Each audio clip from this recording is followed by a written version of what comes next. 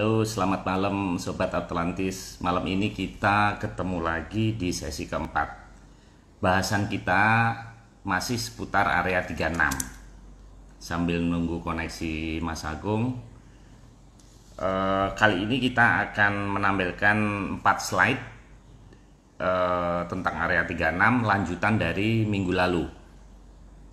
Ada beberapa pertanyaan dari teman-teman yang mengatakan kenapa kita tidak mengadakan Zoom atau Google Meet. Nanti kita sedang memikirkan dalam setiap 2 bulan kita akan mengadakan Google Meet sehingga rekan-rekan yang bertanya akan lebih mengenal kita dan pertanyaan akan langsung dijawab. Jadi tidak ada buka catatan atau apa, enggak, karena memang passion ini Atlantis ini memang passion kita. Jadi komunitas ini memang sudah meneliti Atlantis bahkan puluhan tahun yang lalu sejak mereka ini kuliah. Nah, malam ini ada 2 pertanyaan, namun kita tunggu dulu koneksi Mas Agung. Mas Agung belum masuk ini. Ini sudah masuk Mas Naga. Mas Naga ini di Jogja yang membantu menjawab pertanyaan-pertanyaan lewat chatting. Apabila ada pertanyaan lain bisa lewat DM atau di IG live kami. Nantinya akan kita jawab. Nah, ini Mas Agung sudah masuk. Halo, Mas Agung. Ya, oke Mas. Oke, Oke Mas, suara bisa kedengeran Mas? kedengeran. Kalau suara saya Oh, gimana? bagus, bagus.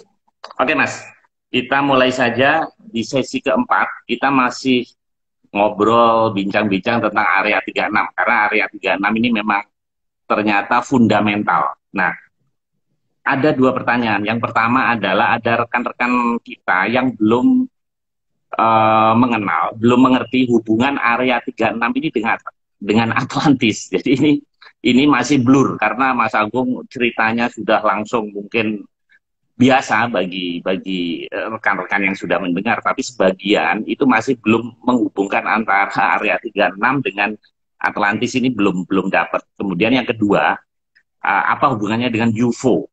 Jadi hubungan antara area 36 ini dengan UFO gitu. Nah, 2 pertanyaan ini mohon dijawab dulu. Setelah itu kita membahas area 36 part 2 dengan 4 slide malam ini. Oke Mas, silakan. Ya, terima kasih. Yang pertama gini ya, jadi kalau misalkan ada suatu negara besar, maka negara besar tadi kan wilayahnya tidak cuma di satu tempat ya, tapi ada di beberapa wilayah juga yang menjadi daerah-daerah yang mereka sering gunakan.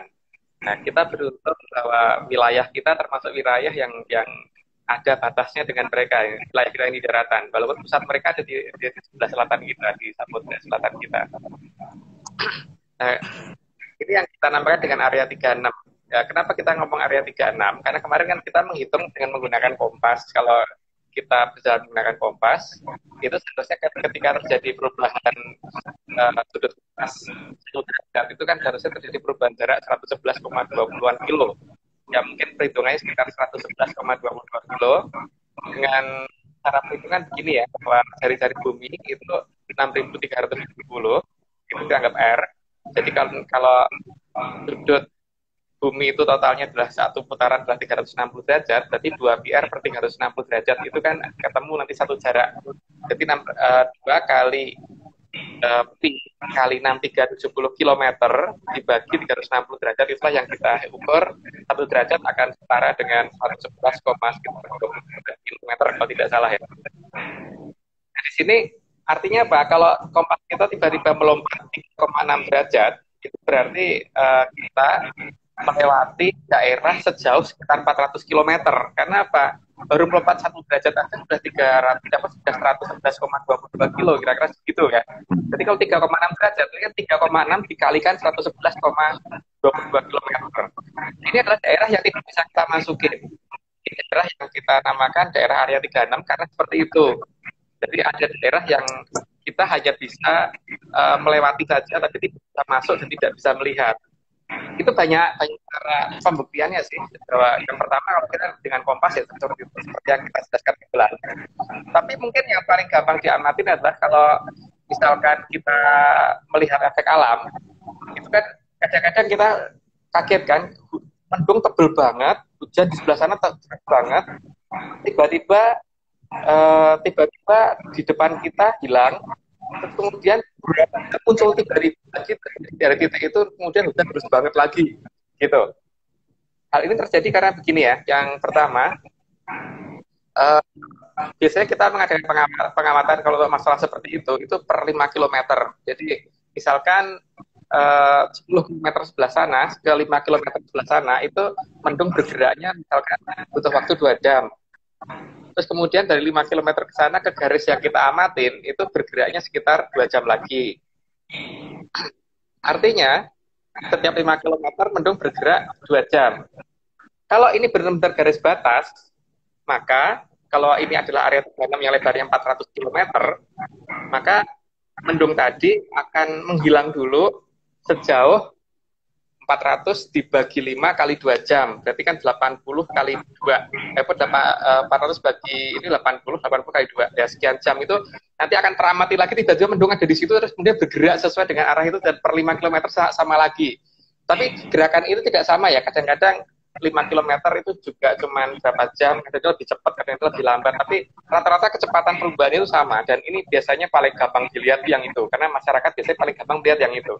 Dari mulai hilangnya mendung secara mendadak, sampai munculnya mendadak di tempat itu setelah sekian jam berlalu, dan tidak ada gejala seperti, misalkan, tidak ada gejala seperti ada mendung tipis dulu, terus tebel, terus enggak, tiba-tiba langsung tebel, dan ini, itu ciri khas garis batas seperti itu.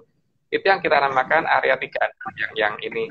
Dan apa hubungannya dengan Atlantis? Area 36 itu adalah bagian wilayah Atlantis yang ada di wilayah kita. Ada di wilayah kita dan ada di wilayah negara lain juga. Tapi untuk di wilayah negara kita emang ada sangat karena untuk garis lintang yang kita teliti kita nemukan paling tidak ada 18 garis. Jadi kalau 18 dikali 400 km itu artinya ada 400 dikali 18 yang 400 km dikali 18 itu berarti kan 4.000 ditambah 3.200 km yang tidak bisa kita masuk, kita bisa wilayah kita gitu. Padahal lebar Pulau Jawa cuma antara 200 sampai 300 km kan, dan lebar Pulau Jawa itu tidak mewakili kondisi yang ada. Jadi ada tidak bisa kita lacak. Seperti itulah. Kita mungkin nggak Mas masuk ke area 36 itu, mungkin nggak kita manusia biasa itu masuk terus nanti keluar lagi balik lagi gitu. Mungkin sangat mungkin, asal kita bisa menemukan pola gerbang, terus bisa mengerti bagaimana melacak gerbang, dan bisa melihat gerbang. Karena itu masalah yang utama kan. Jadi untuk mengadakan pelacakan di mana posisi gerbang, itu yang paling baik kan kita mengamati dari daerah yang tidak logis gitu. Tidak logis begini, misalkan ini ada daerah yang ditutup gunungan. Di daerah itu kan logikanya sinyal radio itu paling tipis, paling kecil. Tapi daerah itu ditutup semua siaran televisi dan siaran radio paling kencang. Itu daerah yang layak dicurigai. Itu yang pertama. Terus yang kedua, kalau misalkan kita melihat ke udara, ke atas pada saat malam hari, ketika pas ada mendung di atas, kalau kita berada di hutan, maka harusnya di hutan itu kan tidak ada cahaya. Sehingga ketika ada bayangan di bawahnya mendung itu kelihatan bersinar, berarti kan ada perkotaan seharusnya di bawah situ gitu. Dan kalau kita mendekat, kemudian tahu-tahu cahaya tadi ada di belakang, berarti kita sudah dilompatin kan. Jadi kalau kita coba balik lagi, dan kalau dilompatin lagi, berarti memang mungkin belum diizinkan. Tapi paling tidak gini, untuk masuk ya paling tidak kita harus ngerti beberapa aturan di sana dulu kan. Minimal bahasanya kita harus tahu dulu, karena mereka juga tidak akan segampang itu untuk mengizinkan orang untuk masuk ke wilayah mereka. Kalau dikatakan mungkin, sangat mungkin, karena seperti beberapa tokoh di Jogja itu seperti Bob Leret itu jelas sering keluar masuk wilayah tersebut, makanya sampai satu mobilnya yang sering dipakai untuk masuk ke Laut Selatan itu ada sampai sekarang. Jelas gitu, yang sering mengantar beliau ke sana itu. Sangat mungkin, tapi sangat selektif Pak, tidak semua orang gitu. Gitu ya. Terus jadi kalau ditanyakan apa hubungannya, sangat ada hubungannya karena itu adalah bagian dari wilayah mereka. Jadi seperti ibu kota ada di Jakarta, kan Irian Jaya masuk wilayah Indonesia Pak, gitu loh. Seperti itu maksudnya. Atau Kalimantan itu cuma masuk Janat kan masuk wilayah kita gitu. Seperti itu. Itulah area 3 Atlantis hubungannya seperti itu. Oke, terus pertanyaan kedua ya tentang UFO. Kita kan tidak menyadari bahwa itu setiap hari kelihatan. Tapi kita mungkin nggak ngeh karena pola pikir kita mungkin tidak sempat memikirkan itu atau mungkin tidak ngeh dengan beberapa peristiwa alam yang sepertinya sederhana. Yang jelas gini ya. Yang pertama, kalau kita mengamati suatu meteor untuk ke bumi, meteor itu kan bergesekan dengan atmosfer ada di ionosfer. Ionosfer itu tingginya di atas 200 km. Bayangkan suatu meteor kecil, katanya kecil, kalau dari jarak 200 km, memang kelihatan apa tidak? Kan enggak kan? Sesuatu hal yang kecil dari jarak 200 km pasti nggak kelihatan. Buktinya,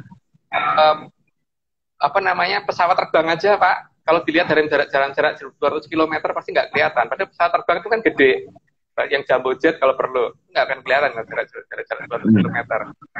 Artinya kalau ada meteor kecil, kelihatan kecil di mata kita dan itu kelihatan menyala kemudian tiba-tiba menghilang, itu kan seharusnya itu benda tersebut besar. Kalau benda tersebut besar kemudian menghilang mendadak, itu harusnya ada yang namanya efek kejut. Efek kejut tersebut yang menyebabkan seharusnya ada yang namanya ledakan, terjadi suatu efek kejut yang menghasilkan suatu ledakan, dan ledakan itu akan menghasilkan gelombang kejut yang harusnya diterima dan radiasi yang diterima di permukaan bumi terdekat. Itu nggak pernah terjadi Pak. Ini artinya berarti pas pesawat masuk kan, bukan meteor masuk. Itu yang pertama ya. Terus yang kedua gini, kalau kita mempunyai suatu benda yang bermuatan sama, positif dan positif, itu pasti sifatnya kan tolak menolak. Kalau benda pasti tolak menolak. Artinya kalau kekuatannya muatannya misalkan kolom dengan satu kolom, misalkan jaraknya sekian, didekatkan lagi dan susah gitu. Misalkan jarak kekuatannya 2 kolom pasti lebih jauh lagi kan, 3 kolom lebih jauh lagi gitu. Artinya apa? Ketika kita melihat mendung dan mendung itu makin tebel, ketika makin tebel itu katanya muatannya makin banyak terus menghasilkan petir gitu. Itu bagi saya tidak masuk akal. Kenapa? Kalau muatan yang jadi pada mendung itu makin kuat, artinya tiap butir yang ada di mendung tersebut itu pasti mengandung muatan, dan muatannya adalah muatan yang sejenis. Kalau muatan yang sejenis, artinya harusnya jarak tiap partikelnya harus makin menjauh, bukan makin mendekat. Artinya apa? Ketika muatannya di mendung itu makin kuat, harusnya mendungnya bubar, bukan mendungnya malah makin tebel. Ketika apa? Dia ditutupin di dalam itu kan, makanya ketika terjadi mendung seperti itu biasanya bentuk kayak piring, bisa dilihat itu seperti itu dan besar kan. Makanya ya istilah red sky sama sky itu yang bisa dilihat di internet ya, di Google seperti itu. Kelihatan kalau bentuknya mirip terbang. Jadi sistem kendali alam pun menurut saya tidak alami semua. Seperti yang kita coba waktu itu, kita kan curiga ya dengan keberadaan setiap kali ada gunung meletus. Kenapa selalu diawali dengan abrasi di pantai selatan kita, terutama di pantai selatan yang berpasir hitam. Jadi kemudian kita perhatiin lagi ketika pas gunung Merapi meletus waktu itu. Yang Merapi meletus waktu itu pertama kali yang kita lakukan adalah menguji kandungan pasirnya itu ada kandungan garamnya atau tidak. Kita cocok dengan garam laut. Karena cukup aneh, pasir itu muncul mendadak dan tiba-tiba hilang mendadak itu. Ya ada logisnya diambil orang dan sebagainya, tapi mayoritasnya enggak. Karena gini logikanya kan, kalau ini ada gunung seperti ini ya, terus ini ada pasir tutupi dia, dan pasir itu ketika turun bisa bikin bukit seperti di tinggi gunung Merapi. Maka seharusnya ketika pasir itu turun ke bawah lebih kurus dong, jadi tidak sama aja gitu harusnya. Kalau kondisi sama aja, berarti pasirnya pasti bukan dari Gunung Merapi, gitu kan? Maka kemudian saya sama teman-teman itu waktu itu berusaha mengadakan satu pola jebakan dengan cara menanam batu-batu yang kita kasih warna di pantai selatan. Ya, terutama ketika sudah mulai terjadi abrasi. Nah, ketika ada pada saat akan terjadi abrasi tersebut, kita tanam batu-batu per pantai, kita kasih warna beda-beda. Itu waktu itu simulasi. Nah, ketika terjadi abrasi dan kita hitung ketika abrasi sudah hampir mencapai 200 meter, biasanya akan ada gunung yang meletus, dan waktu itu Gunung Kelut yang meletus gitu, dan batu tersebut dengan lucunya ketemu di daerah Jawa Timur, di daerah sekitar Kediri dan sebagainya gitu. Ya, lah ini batu yang kita tanda tangan itu ada di sini gitu kan. Loh, artinya ini peristiwa alam ini nggak alami. Loh, cara menemukan batu yang berpindah itu gimana, Mas? Menemukan kan memang kita sudah siap. Kan memang kita sudah mempersiapkan teman yang ada di daerah Kediri, Pak. Jadi pada saat Gunung Kelut itu memang kita sudah membagi tim penyebaran, kira-kira ini batu ini akan turun di daerah mana gitu. Kita sudah mencari di situ. Dan begitu ketemu ya ini kita kumpulin. Lah kok ini muncul yang dari pantai ini, pantai Egieser yang sudah kita ini keluar dari pantai ini. Kita makin tahu. Bahkan terakhir yang kita coba itu kan, bahkan ketika Gunung Sinabung meletus itu beberapa foto yang kita pasang itu keluar di sana juga. Jadi ini pasti bukan dari gunung. Ini kan memang penelitian kita nggak wajar, tapi ini menunjukkan bahwa ada campur tangan dari peradaban tinggi untuk mengerjakan kondisi alam yang pola-pola alami, alami. Dan ini cara seperti itu. Kalau makin banyak orang bisa mengikuti cara menguji seperti ini, makin baik. Karena apa? Supaya itu membuktikan bahwa negara kita bukan the ring of fire, Pak. Ini ada sesuatu yang campur dalam peristiwa alami sebenarnya, bukan alami. Gitu. Jadi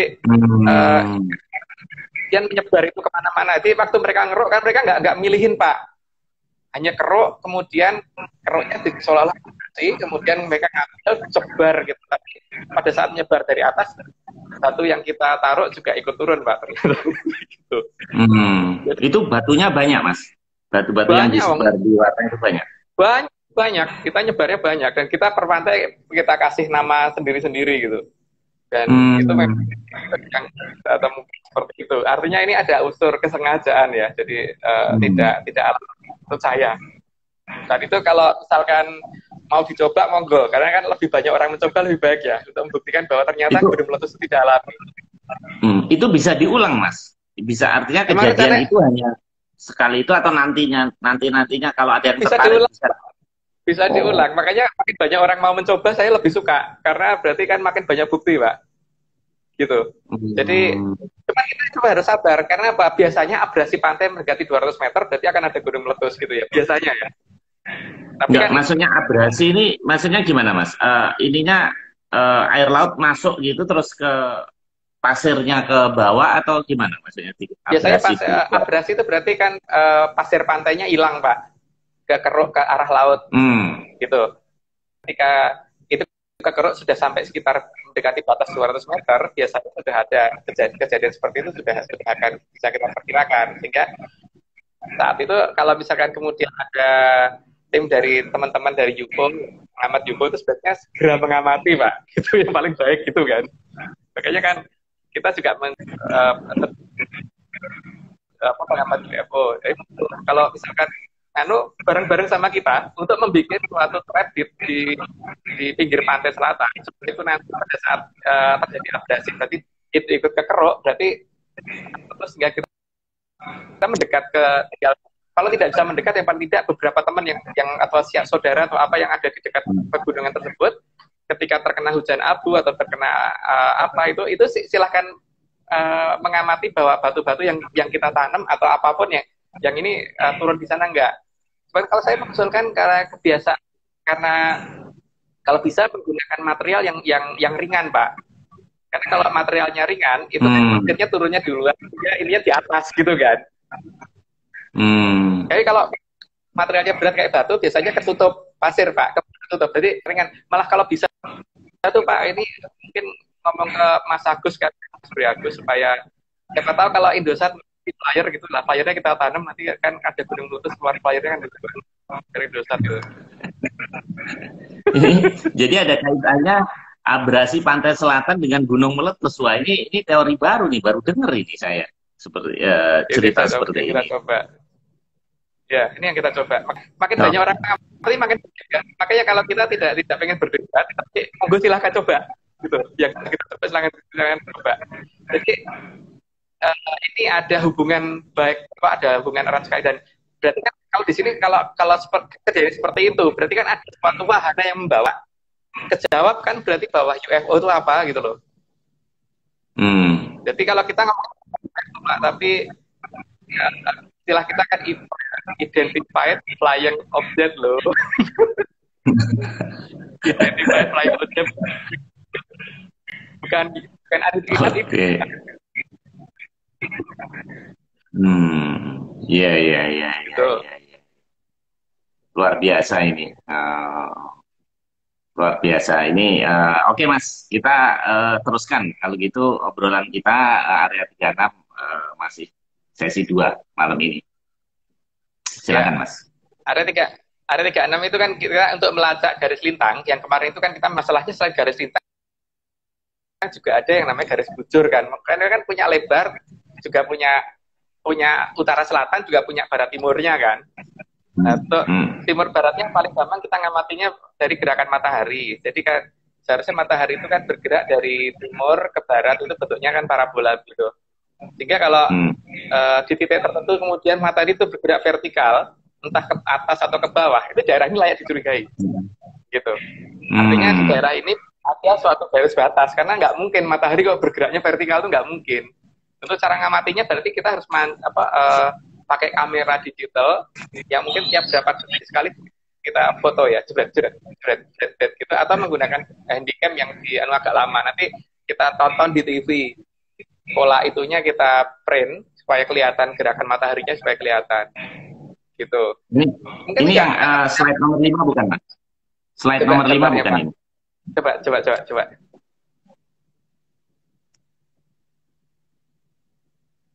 Ya benar. Ini kan, jadi kan kalau misalkan dari slide nomor 5, berarti ketika ada daerah yang hilang, misalnya daerah yang hilang itu ada selisih 3,6 derajat, maka daerah itu akan berubah menjadi, ini kan ini harusnya normal gerakannya begini.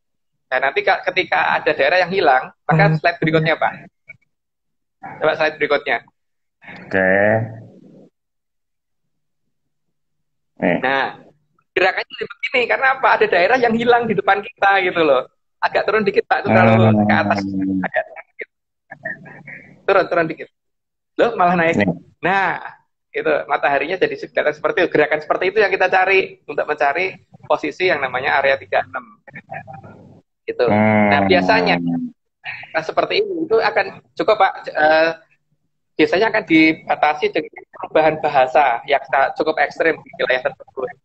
Jadi misalkan seperti di daerah perbatasan Jawa Barat dan Jawa Tengah, itu kan dari bahasa Sunda tiba-tiba bahasa Jawa ngapak gitu.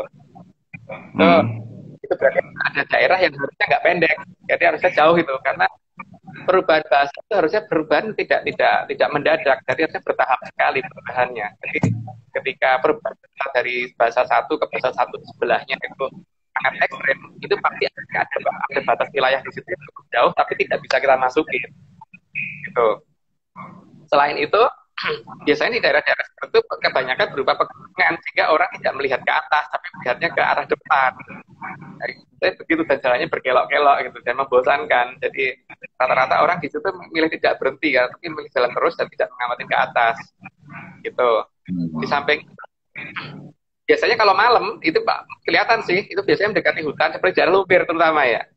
Daerah Lumpir itu sering kelihatan ada di hutan itu di atasnya itu kalau pas ada mendungnya itu kelihatan ada nyalanya di bawah itu. Padahal di hutan itu nggak ada berbahaya. Nah inilah yang kita amati yang seperti ini gitu.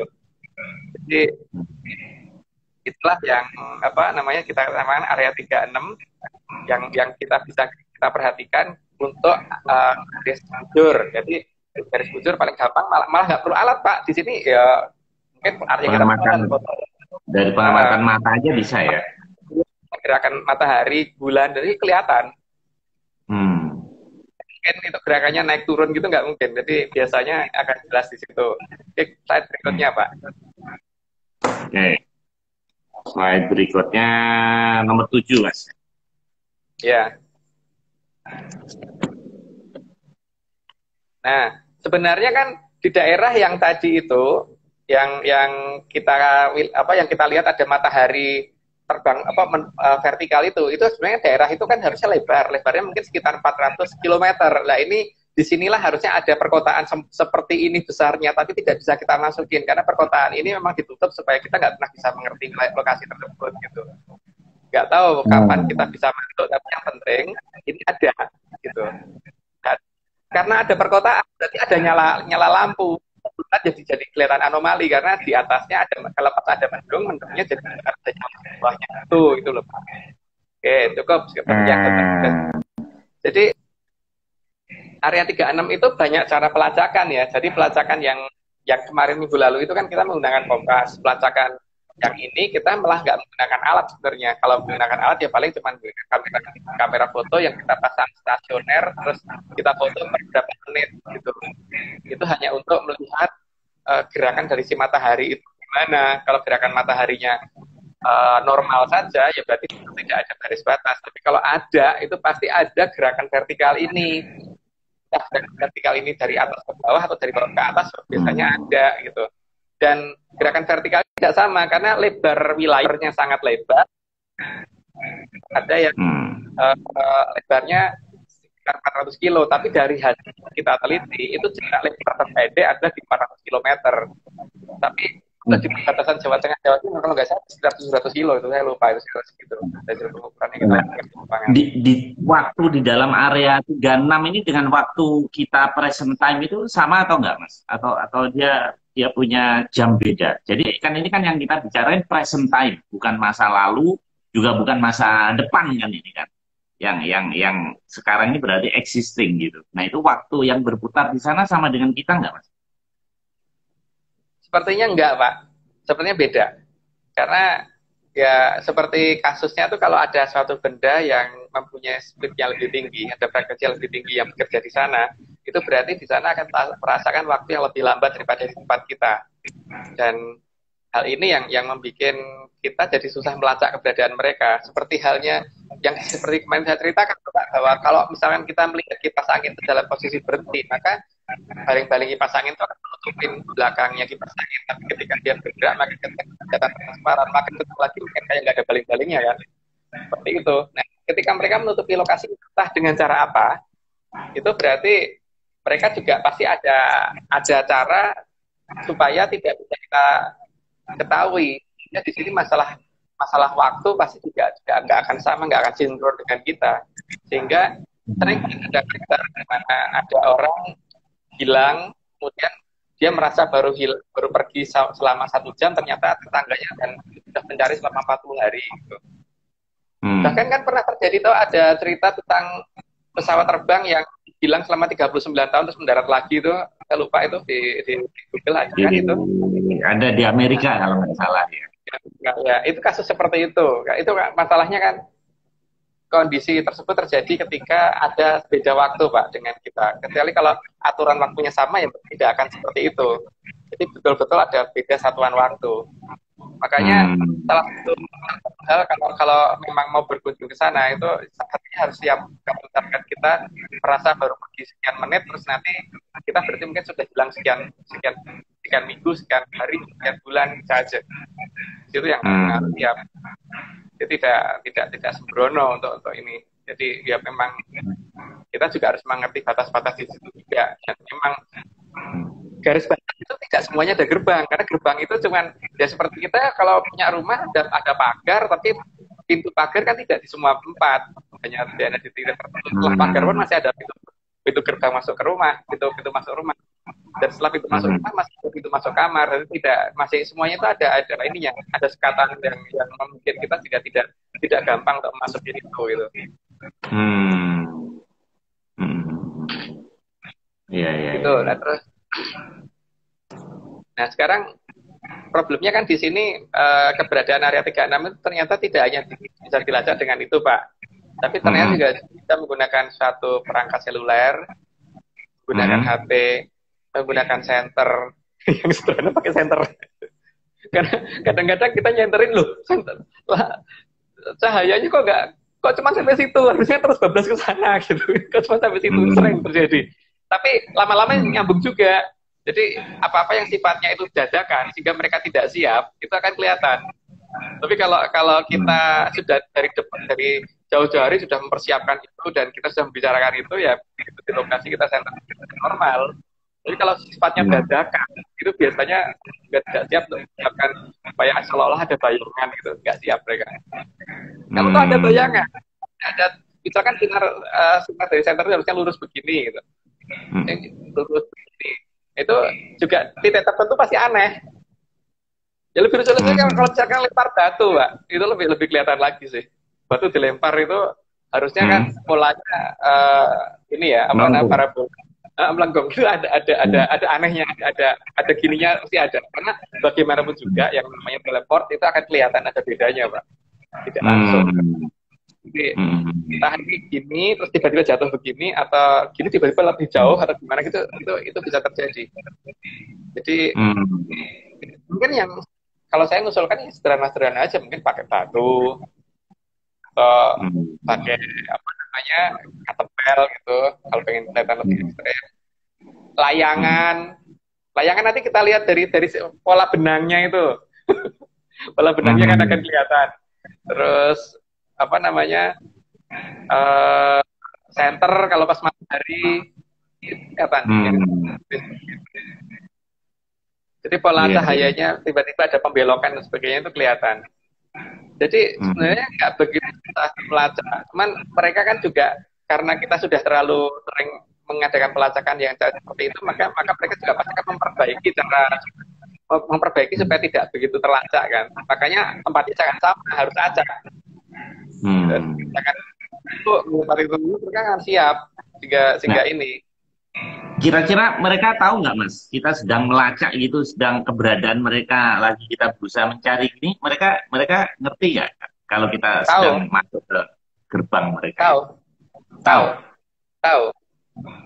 Makanya apa namanya? Mereka terus berusaha menutupi tadi kan, Pak. Enter tiba-tiba tembusnya terus aneh, tetap ada gelombang yang aneh.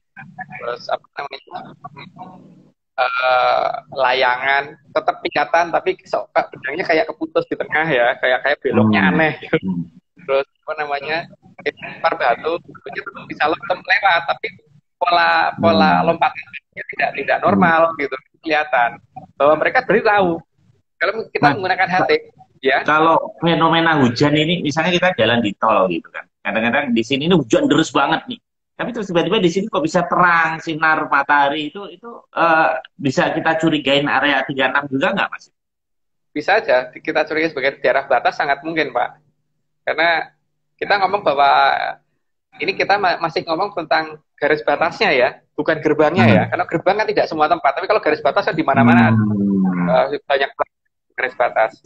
Iya, itu bisa sangat layak dicurigai seperti itu. Dan itu yang paling gampang diamati memang itu sih, Pak. Paling gampang diamati itu. Dan itu langkah percobaan yang paling gampang tuh lempar batu, Pak. Asal jangan ada orang di depannya yang kita lempar kena kepalanya gitu. Jadi kita lempar, kita video gitu, pola lompatan batunya gimana, itu yang sederhana. Atau kita terbangin layangan di situ gitu, nanti gimana. Gitu. Yang paling gampang aja. Atau pakai semprotan air, pistol air itu, Pak. Itu biasanya paling kelihatan karena semprotan air itu kan gampang diamatin ya. Jadi jangan menggunakan peralatan yang mahal deh. Kalau menggunakan peralatan yang mahal nanti malah bisa banyak alasan. Tapi kalau yang sederhana itu kan semua orang bisa praktekin itu. Ya. Sambil ya kadang-kadang ini juga dalam mengamati suatu tempat itu juga kita sambil melihat, misalkan ini ada gunung di dekat sini. Misalkan kita jalan gunung itu ada di kiri, terus kita menikmati gunung itu ada di belakang kiri kita. Maka pada saat kita bergerak ke kiri, seharusnya kan gunung itu ada di sebelah kiri kita kan, Pak. Nah ini ada yang gini tiba-tiba gunungnya di kanan, itu juga banyak. Asal kita waspada. Kalau kita nggak waspada ya normal aja. Tapi kondisi seperti itu akan banyak teramati di lapangan. Tapi ya itu syaratnya ke lapangan, bukan teori di rumah ya. Kalau dengan tapi kalau kita ke lapangan untuk melihat hal-hal seperti itu sangat sangat gampang. Banyak lah malahan, sangat sangat banyak. Itu kan pandangan gampang ya. Ada juga yang bukit nih kelihatan jelas banget nih ada di kiri kita nih. Gitu ke arah kiri ini kita cari bukit ini, nanti kita bukit itu malah nggak ada. Juga ada seperti itu ada kan cari mana ada Pak. Saya di Jonggol ke arah timur itu ada. Juga daerah-daerah yang kita curigai kan kadang-kadang daerah-daerah yang seperti disebutkan dalam serat kuno itu adalah daerah tanpa bayangan. Daerah tanpa bayangan itu seperti kalau misalkan kita pergi ke pegunungan, karena daerah seperti itu, maka daerah itu nggak ada bayangan sama sekali gitu. Misalkan kayak kita ke Candi Cepa pas pada saat remang-remang seperti itu. Dan daerah seperti itu tuh layak dicurigai, daerah yang remang-remang seperti itu. Karena daerah ini kan berarti ada sistem pencahayaan dari segala arah kan. Walaupun itu siang hari ya, itu kondisi siang hari sinar matahari. Iya. Itu sering, itu ada banyak wilayah lah. Di dekat kita ada banyak sebenarnya. Masalahnya kadang-kadang kita nggak ngeh dengan lokasi seperti itu karena ya itu tadi karena memang tidak terpikir ya. Kecuali kalau orang seperti saya itu amati tak amatin gitu itu baru bisa menemukan kejanggalan-kejanggalan berdasarkan karena kita tidak gampang percaya dengan sains. Kalau sains oke, sains iya, ya sudah kita nggak akan hal seperti itu. Oh ya tadi untuk tentang yang UFO tadi ya. Coba kalau kita amati bulan Pak, bulan itu kan sisi bulan yang menghadap ke kita itu sama terus kan Pak. Kalau sisi yang menghadap ke kita sama teori berdasarkan teori fisika yang sudah umum beredar gitu. Bahkan kata NASA pun bulan yang menghadap ke kita. Padahal kan kalau di sini ada bulan, di sini ada bumi, gravitasi bumi itu kan lebih besar daripada gravitasi bulan. Jadi meteor yang bisa menghantam bulan itu pasti jatuhnya miring. Karena apa? Kalau jatuhnya tegak pasti akan masuk ke bumi bukan masuk ke bulan. Gitu kan? Kenapa saya mempertanyakan seperti itu? Karena lubang di bulan itu bunder-bunder Pak. Seharusnya kan kalau meteor itu jatuhnya miring, maka lubang di bulan itu jatuhnya kan lonjong-lonjong Pak. Artinya apa? Kalau lubang itu seperti halnya kalau ada pasir nih, kita lempar batu dari posisi miring, maka bentuk lubangnya pasti akan lonjong. Tapi kalau dari atas persis pasti bentuknya akan bundar. Nah terus kalau bentuknya bundar-bundar, berarti kan meteornya datangnya dari arah bumi Pak. Kalau nggak saatnya menembak dari kita itu gimana gitu kan, sehingga lubangnya kok bulat-bulat seperti itu gitu. Makanya seharusnya kan lubangnya lonjong-lonjong nggak bulat. Jadi ini misalnya bumi, ini bulan kan lebih kecil nih. Nah, bumi kan gede.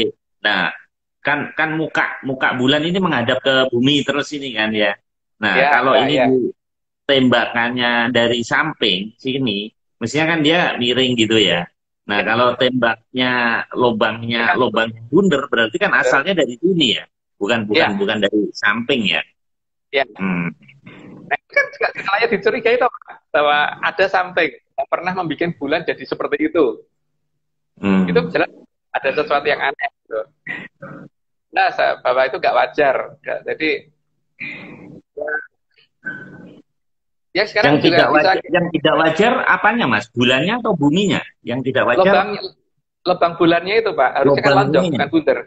Lubang bulan, lubang yang di bulan bentuk kawah-kawahnya, krater-kraternya itu loh, karena bulan bukan benda vulkanik Pak, tidak ada kandungan vulkanik karena katanya NASA ya, sehingga kan kalau ada benda yang jatuh ke dia dalam posisi tegak lurus itu kita menghasilkan lubang yang bulat. Kalau bentuk itunya miring, tembakannya miring, berarti kan pasti bentuknya lonjong. Nah, untuk tegak lurus sangat bagus karena ada bumi yang nutupin dia kan. Itu tidak layak itu mau mempertanyakan masalah itu salah satu ciri-ciri terkadang tidak kita amati gitu. Jadi ada satu teknologi Hmm. yang tidak kita paham, yang saat ini sedang melindungi bumi dan mengatur sistem alam yang ada di bumi, gitu loh. Kita tapi tidak bicara masalah agama ya di sini ya. Kalau masalah di situ bicarakan nanti jadi panjang.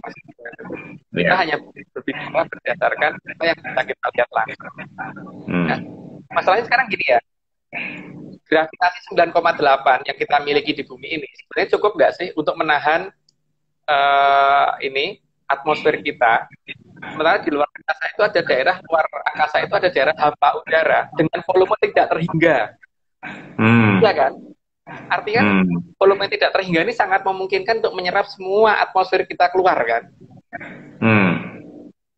Artinya apa? Kalau kita masih bisa bernafas, berarti udara itu masih ada di atas bumi. Kalau masih ada di atas bumi, berarti siapa yang nahan? Siapa yang mempertahankan itu gitu? Kalau alam kayaknya nggak mungkin. Kalau 9,8 gravitasi kita kayaknya nggak mungkin bisa menahan ini semua. Ya seperti gini Pak. Kalau misalkan kita habis niup balon, kita tiup balon sekencang-kencangnya gitu sampai gede. Kalau kita ikat, berarti udara itu akan bertahan di balon itu cukup lama. Tapi ketika ini kita buka, karena tekanan udara di dalam balon itu lebih besar daripada tekanan udara di luar balon, maka udara di dalam balon akan mengalir keluar kan? Seperti itu kan? Nah ini ada ruang angkasa yang volumenya tak terhingga, itu hampa udara Pak. Itu kan daya sisapnya luar biasa kan? Itu terus bagaimana bisa bumi yang bertahan atmosfernya gitu? Itu kan harus dipertanyakan juga. Maksudnya kenapa atmosfernya ini tidak amjar keluar gitu, Mas? Iya, tidak kabur. Tidak kabur Dan, gitu. iya, dan dengan nilai gravitasi yang cuma 9,8 masalahnya ya. Oh, gravitasi bumi 9,8 ya. Oh. Ya, melawan nilai tak terhingga, Pak. Ya. Kalau yang dilawan mungkin sekitar 10, 11, 12 atau 100 oke lah, mungkin masih ada lah walaupun tipis-tipis. Ini melawan nilai tak terhingga, Pak. Tapi mungkin bisa jadi Mas, melawannya ini kan dia kan berputar gini. Jadi kayak ini bumi, nah ini dilawannya dari kanan, kiri, atas, bawah gitu. Mungkin jadi akhirnya dia termampat gitu di tengah gitu. Apa? Enggak juga. Mungkin enggak begitu. Enggak bisa, karena ini ada daya sedot keluar, Pak. Daya sedot keluar.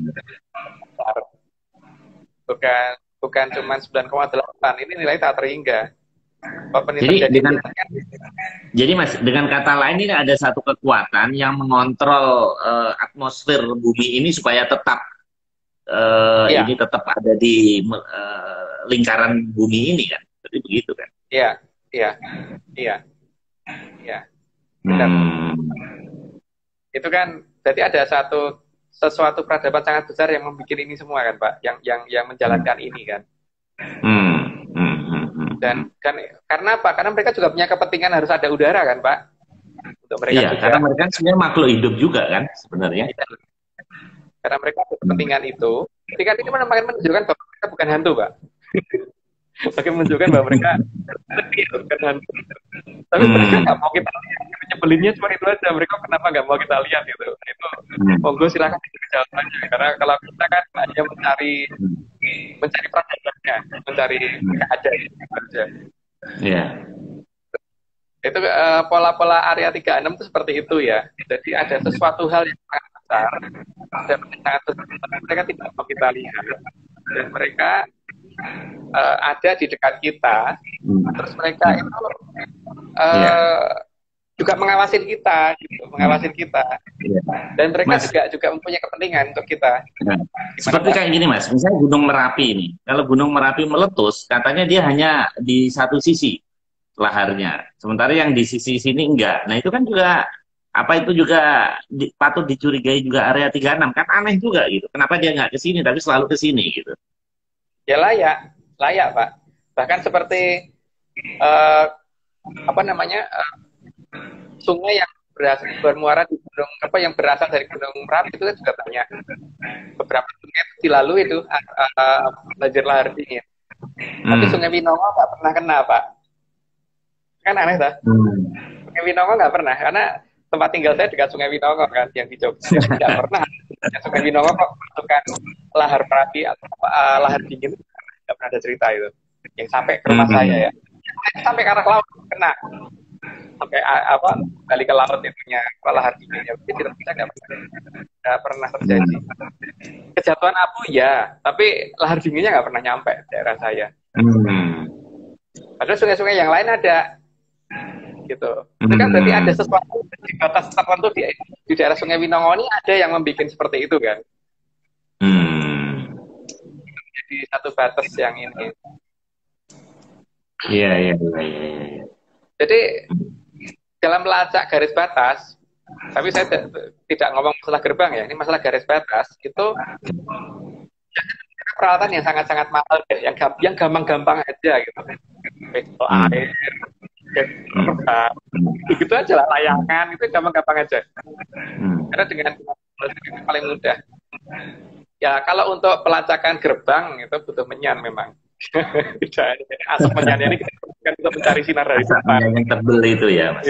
Nah, Mas, mereka kan punya teknologi yang sudah sangat tinggi, peradaban tinggi, bahkan kita curigai juga mereka sudah hidup sebelum kita, sudah mungkin ratusan jutaan tahun. Nah, kan ilmunya tinggi, jadi kita ini hanya ngejar. Pada saat kita ngejar sekarang, dia kan juga semakin tinggi lagi, semakin tinggi lagi. Jadi kita hanya fenomena kalau gitu. Kita tidak akan bisa mengalahkan mereka, Mas. Ilmu kita nggak akan nyampe ke dia. Gimana itu? Nggak akan bisa, Pak. Menurut saya nggak mungkin. Dan hal seperti inilah yang harusnya kita cermati ya. Makanya saya kan juga melihat beberapa peristiwa di masa lalu yang berhubungan dengan sejarah kita di masa lalu, seperti adanya perebutan darat yang dilakukan oleh pasukan Mandala kita yang tanpa perlawanan ternyata Amerika tiba-tiba pergi gitu. Kan aneh kan sebenarnya. Perang Surabaya. Nah, perang Surabaya itu adalah menurut saya apakah itu satu pola yang sudah mereka tahankan bahwa daerah itu akan terjadi seperti itu di masa depan atau gimana, saya nggak tahu. Tapi yang jelas ini ya, bahwa dalam perang Surabaya itu kelihatan banget bahwa Inggris dan Belanda waktu itu kan mempunyai armada yang bisa nembak kita dari jauhan. Kita nggak bisa belajar. Kita cuma punya bambu runcing, senapan-senapan yang ke laut, tapi mereka bisa nembak sampai ke laut, punya pesawat terbang yang bisa ngepung kita dengan jumlah banyak dan sebagainya. Tapi mereka kalah. Buktinya Pak Jenderal Muhammad waktu itu ajak terbukti sampai meninggal di geranti mobilnya itu kan berarti dia pada posisi yang sudah ini ya. Nah ini sesuai dengan beberapa tulisan di Serat Kuno tentang akan bersatunya Surabaya dan Madura itu juga satu hal yang lucu, bahwa apakah pola ini akan kembali ke kita ini lagi, bahwa di masa depan akan ada karena kalau waktu itu adalah kembalinya negara kita menuju ke kelahiran pada saat pertahanan kita supaya negara kita masih bisa berdaulat, waktu itu terjadi. Nah, sekarang ini apakah mungkin ke depan itu akan terjadi kembalinya zaman yang diceritakan loh ya yang kita di masa lalu itu kan ada cerita tentang akan kembalinya ke zaman Kolosseum atau zaman zaman kejayaan itu, apakah akan dimulai dari sana gitu. Kalau kita lihat di pola beda seperti itu, nggak ngerti lah. Oke, kita kembali ke ini siapa? Yang ayat 36 tadi ya. Jadi kita harus bedakan dua hal. Yang pertama garis batas sama gerbang. Jadi tidak bisa kita masuk rumah orang itu nabrak pagernya, itu nggak bisa. Itu harus lewat gerbangnya. Itu gerbangnya itu khusus, tapi hanya untuk melacak garis batas itu gampang dengan alat sederhana yang sudah saya sebutkan tadi. Nah, terus ini jangan sampai salah terima juga ya, bahwa kita membicarakan tentang area 36 apa hubungannya dengan Atlantis. Tadi saya jawab lagi saat ini bahwa seperti Indonesia ini punya banyak kepulauan. Ibu kota ada di Jakarta, tapi Makassar masuk wilayah Indonesia, Papua Indonesia, itu juga begitu terhadap mereka. Pusat mereka ada di selatan Jawa, tapi beberapa wilayah di Pulau Jawa dan di pulau-pulau yang lain itu masuk wilayah mereka sebenarnya. Cuma mereka nggak mau terbuka dengan kita bahwa mereka ada, atau mereka tidak mau kelihatan kalau mereka ada, gitu aja. Itu yang Jadi kalau kita mengamati laut kan susah, kita nyebrang lautnya kan susah. Yang paling gampang kita lihat kan yang di sininya, Pak.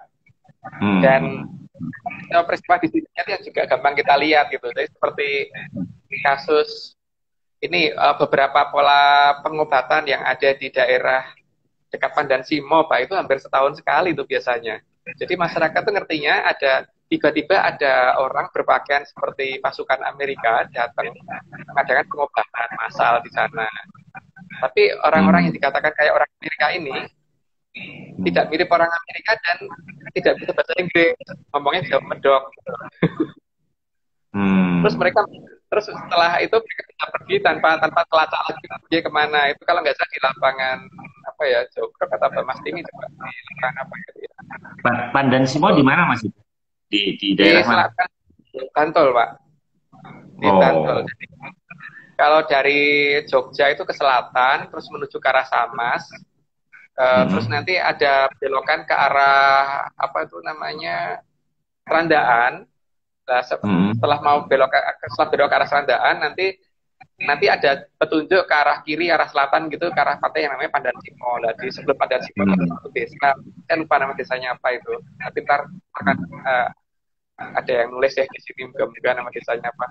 Itu di situ tuh setahun sekali, tapi harinya acak, jadi tidak pernah harinya sama, dan itu pengobatan cuma 1 jam. Itu ada salah satu yang pernah kita tanya itu ada yang pernah jatuh sampai lukanya banyak gitu, Pak. Kok lecetnya banyak. Mereka punya kayak salon tempe langsung sembuh jadi kulit lagi gitu. Itu kan peradaban kita kan. Nah, kira-kira maksud mereka itu ngapain, Mas? Melakukan pengobatan itu agak aneh juga. Ada operasi apa kira-kira di situ? Itu hanya menunjukkan bahwa mereka sebenarnya sama negara kita sayang banget kan, Pak. Mereka sangat pelihara. Iya kan? Iya. Negara kita loh nggak ditolong seperti itu loh. Negara kita iya loh. Tapi teman jaringan komunikasi itu putus gitu loh saat ini. Mas, ini menarik nih tentang negara Atlantis. Kira-kira leluhur kita atau katakanlah Bung Karno lah, kira-kira tahu nggak keberadaan Atlantis? Karena Bung Karno kan banyak visi-visi dia, misalnya konferensi Asia Afrika, terus negara kita akan jaya segala. Kayaknya dia pemimpin yang aneh ya. Dia orang yang pinter dan dia juga spiritualnya kuat dan juga logikanya juga. Kira-kira mengerti nggak sih ini keberadaan Atlantis ini, Mas? Pasti sangat tahu, Pak. Pasti sangat tahu dia. Karena apa namanya banyak misteri yang akhirnya membuat seolah-olah terus diterjemahkan dalam bahasa yang gampang, beliau sakti gitu doang kan. Tapi dalam arti pengawalan terhadap beliau BK oleh peradaban sana itu kan tidak pernah diungkap. Nah, salah satu hal yang layak dipertanyakan kan dengan armada kita yang waktu itu cuma seperti itu. Karena dengan lantangnya bisa bicara loh bahwa besok sebelum matahari terbit, Irian Jaya jatuh ke tangan Ibu. Dan benar. Beliau bisa bicara seperti itu. Kalau nggak ada dukungan nggak mungkin, Pak. Pasti ada dukungan yang dia tahu persis pas menang nih, nggak mungkin kalau cuma lawan Amerika kok kalah gitu, nggak mungkin. Pasti dia bisa tahu persis bahwa ini ada dukungan sangat kuat dan ini bukan Rusia, gitu loh. Nah, kira-kira Mas, kira-kira Amerika pun sebetulnya tahu nggak Atlantis ini? Menurut Mas Agung gimana? Atau mereka bisa katakanlah negotiable itu apa karena ada satu kekuatan yang di belakang kita? Apa kira-kira tahu nggak mereka? Menurut saya sih tahu, karena dengan dibangunnya suatu radar pengawas asteroid yang ada di sebelah barat dari Australia, itu kan aneh, Pak. Dia kenapa masanya di barat Australia, kenapa nggak di timur Australia, atau di selatan Australia aja, atau di utara Australia, atau di barat Australia. Terus pangkalan di yang mereka itu juga sangat kenapa pilih pangkalan di situ. Gitu.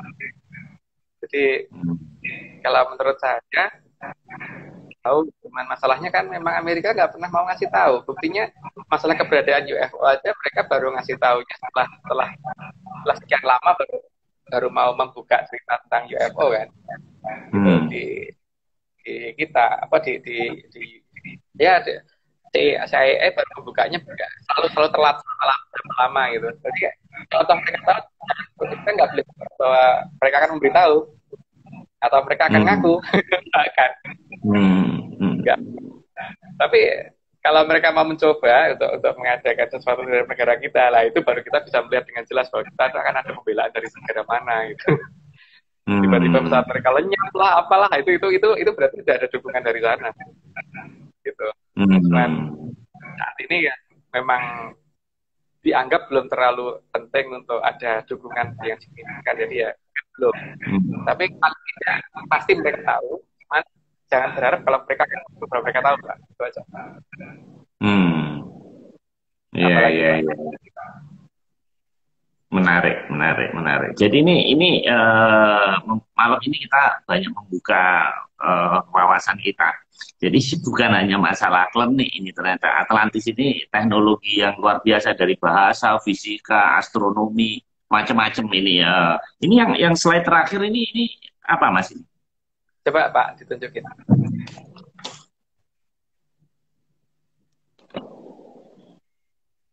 Oh, itu versi kita, posisi keberadaan Atlantis itu pusatnya di sana. Pusatnya loh Pak ya, bukan Atlantisnya. Pusat kerajaannya di situ. Ada di barat daya dari Pulau Jawa. Itulah bentuknya kira-kira seperti itu. Cuman ini nggak kelihatan. Jadi ada daerah segitu yang nggak kelihatan, dan itu nggak kelihatan walaupun dilihat dari luar angkasa nggak akan terlihat. Tapi itu bisa dilihat dari efek geologinya, efek vulkan, efek pergerakan bumi dan sebagainya yang sudah saya jelaskan di pertemuan pertama waktu itu. Itu cukup Pak. Iya. Okay. Nah, kalau dia menempati ruang berarti kan dia punya massa juga, Mas. Ya itu, makanya kalau punya massa kan berarti dia punya tekanan ke bawah. Kalau punya tekanan ke bawah berarti yang bisa kita lacak pegunungan yang ditimbulkan keberadaan mereka itu, gitu kan. Ya, luas banget sebenarnya, cuman masalahnya itu kan itu hilang dari peta gitu. Jadi peta kita nggak bisa ada yang tidak lebar lagi peta kita. Jadi itu yang membuat kita nggak ini ya. Ya salah satu hal yang bisa dilihat kan sebenarnya kalau kita sering amati pola penerbangan burung yang terbang ke arah selatan, yang nanti berapa menit balik lagi dari arah selatan ke utara. Burung itu kemana? Karena burung-burung jenis tersebut kalau kita amati di internet itu tidak pernah mendarat di Australia, tidak pernah mendarat di Afrika, bahkan di kutub. Itu mendaratnya di mana? Mereka memang terbang terus gitu selama sekian bulan kan, nggak duduk kan. Jadi mungkin kita lihat Pak, tapi burung-burung itu bisa lihat gitu. Itu makannya di mana Mas mereka? Logistiknya di mana burung terbang sampai sejauh itu?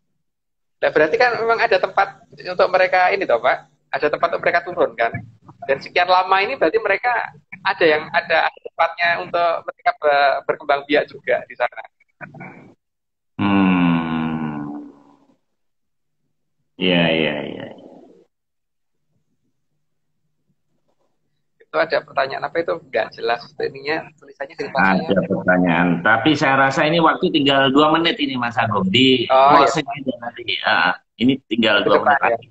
Nah, minggu depan saya jawabnya ya. Dari Mbak siapa? Dari siapa ini?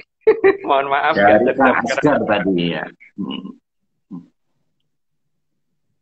Oke. Ya, gimana? Monggo kalau mau di closing Pak. Monggo. Iya, monggo Mas Agung. Ini topik ini menarik, tapi kelihatannya area 36 ini kita akhiri di sini karena masih banyak topik nanti, ratusan topik di belakang. Ini saja sudah jadi dua sesi, 2 bagian, padahal rencananya kita 36. Jadi saya rasa monggo Mas Agung ditutup pesan area 36 untuk sampai sekarang. Jadi minggu depan biar kita bisa move on. Monggo Mas. Ya. Jadi ini sifatnya masih introduction ya. Jadi memang bukan penjelasan detail. Jadi ya inilah yang kita maksud dengan area 36 dan ini adalah bagian dari Atlantis. Dan itu pelacakannya tidak terlalu susah untuk garis garis. Yang agak susah adalah pelacakan gerbang. Jadi cukup pakai alat-alat sederhana. Jadi yang penting ke lapangan. Jadi jangan berteori lah. Jadi ke lapangan aja nyoba ngambil batu lah, pakai stop air, apa itu sederhana kok. Jadi gampang untuk pelacakan seperti itu. Pakai minyak yang mencoba saya makin senang karena banyak orang yang menemukan garis batas. Jadi kalau kita penelitian 18 garis batas yang berupa garis lintang, siapa tahu tambah lagi atau Itu belum sempat kita bertanya, Jakarta bertambah lagi. Jadi, Oke, Mas Agung, monggo. ini tinggal 8 detik, jadi saya Ya, akhiri malam ini sampai ketemu minggu depan.